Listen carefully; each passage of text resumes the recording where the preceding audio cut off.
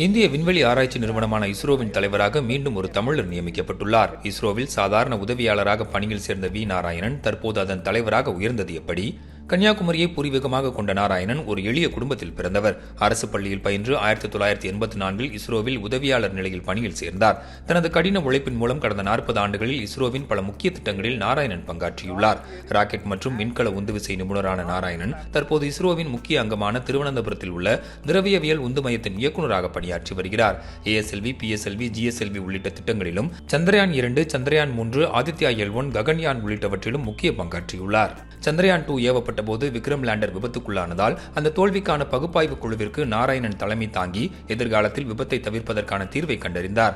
அதன் பிறகுதான் விக்ரம் லேண்டர் நிலவில் பாதுகாப்பாக தரையிறக்கப்பட்டு சந்திரயான் 3 வெற்றி பெற்றது.